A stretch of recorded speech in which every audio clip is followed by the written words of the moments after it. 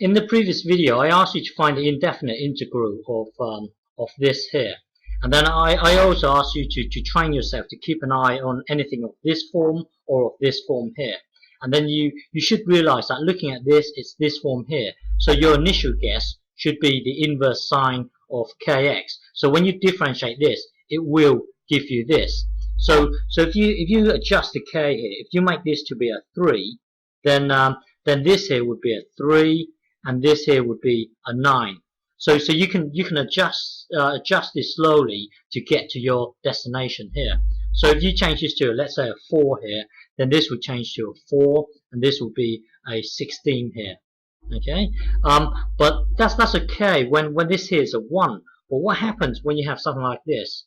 So now find the indefinite integral of this. Okay, so now it's no longer a 1, it's a 25. So if you try our normal method in adjusting this, let's say adjust this to a 2. Well, if you change this to a 2, then this will be a 2, and this will be a 4, and this 1 here remains as a 1. How would you go about adjusting the k in order to get the 25 here? Well, anyway, try. There's no way you could do this, but just try.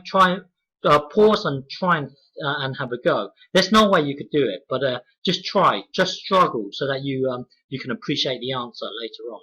Okay, so try and find the indefinite integral of this. There isn't a way to adjust the k here in order to get this 25 here, but with our conventional method, if you adjust this to a 3 here, then this would be a 3. This would be a 9 here, and the 1 remains the same, but we want the 25. Well, anyway, press pause and think about it. Okay. Okay, so with the conventional way of doing it, there's no way you can get the 25. But if you try and do this, the inverse sine of 1 over k, then it will work. So, for example, let's try and differentiate the inverse sine of 1 over kx. Okay, so let's try and differentiate. Let's try and differentiate this. So it's us trying to differentiate this here. Okay, so let's just say y equals this thing here. So let's try and differentiate this. So when you differentiate this, sine. So starting here, sine equally to both sides. That will then give you this, and then differentiate this. That will then give you this. But because y is a function of x, then you have to stick dy by dx in here. And we've done all this before, so if you don't understand, I'm going to just zoom through this. If you don't understand it, then track down one of the earlier videos. So now, yeah, so hang on, let's start again. From here, sine equally to both sides, that will then give you this. Now use implicit differentiation. So using implicit differentiation, differentiate this, it will give you this. Because y is a function of x, you need to stick this in, and then differentiate this with respect to x. That will then give you this. Okay. So now dy by dx will be this. Will be given by this because you would divide both sides by this bit here. So that will then give you this. Okay. So now so from above, sine of y equals this thing here. So well, from above meaning from above here. Look, sine y equals 1 over, well, sine a equals x over k. Okay, so hang on. So sine y equals x over k. Now we use a trick, and this is just a trick. Make this angle here to be y. So sine y equals. Now let's create this triangle in such a way that this here will be true. So let's make this x here to be let's make this length here to be x, and then this hypotenuse here to be k. Then this statement here will be true. So sine y is x over k. Sine y is x over k. So now if this now we would use Pythagoras. So if this is x and this here is k, then we can use Pythagoras. Then this length here must be k squared. K squared, take away x squared. So this length here must be given by root k squared minus x squared. Now can you see where the 25 comes from? The 25 comes from this bit here. Hang on, we are currently here. Okay, let me just scroll back. So the 25 comes from this bit here. So hang on. Let me just scroll back to the start. So the we were trying to find the indefinite integral of this. But if you make this to be 1 over k, then the 25 this 25 here is actually this 25 bit here will be this bit here. Hang on, bear with me. That's where the 25 comes from. That's how you're going to create the 25. Well, this bit here. Okay. Well, anyway, if this length here is that. Hang on, let me think. Sorry, I'm lost. So yeah. So this length here is given by this bit here. So we can set let's go back one step. So remember, dy by dx equals this thing here. We don't want the answer to be expressed in terms of y, so we would translate this bit here. And to translate this bit here, we would create a triangle that happens to be true, that happens to satisfy this. That will be this triangle here. Well, remember, we don't want to. We know dy by dx equals this thing here, but we don't want to express the answer in terms of cos of y. We want to translate the cos of y. Well, now we can translate the cos of y.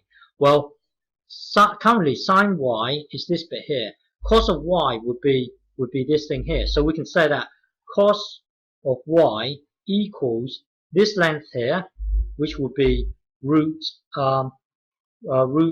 k squared minus x squared here over k, because that's what cos y will be, this length over this length here. So it will be this. So now we can stick this back into here. Okay, but basically we know dy by dx equals this, but we don't want to express the answer in terms of cos of y. So now that we've got cos of y, so now that we know cos of y equals this thing here. So from above, we know dy by dx equals this. So now we can stick this into here. Okay, but visualize this thing as visualize this thing here as divided by cos of y. So later on, when you divide it, it will get multiplied to the bottom.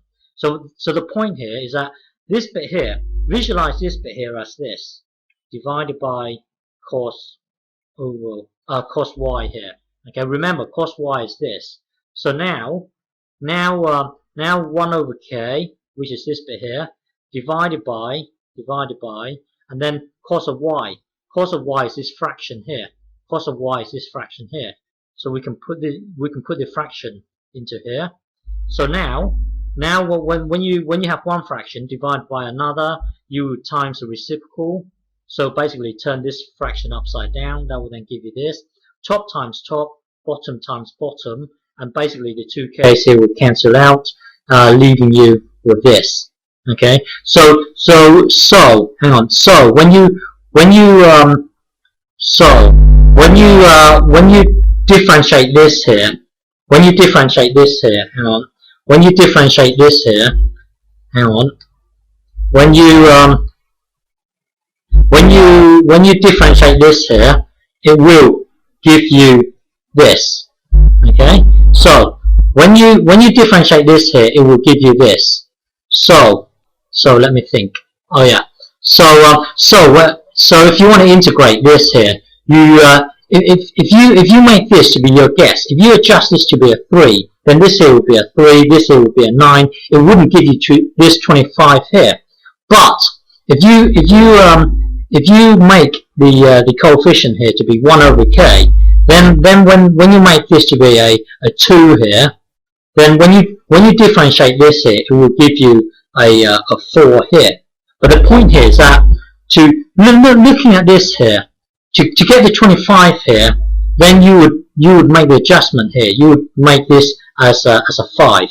So when you differentiate this here would be 25. Okay, so when you differentiate this here, it will give you this. And then so what that means is that the indefinite integral of this here will be, hang on, let me move it across, will be So the definite integral of this here will be the inverse blah blah blah 1 over 5x here. So this here plus c. So overall your answer here is given. The overall answer will be here. Okay.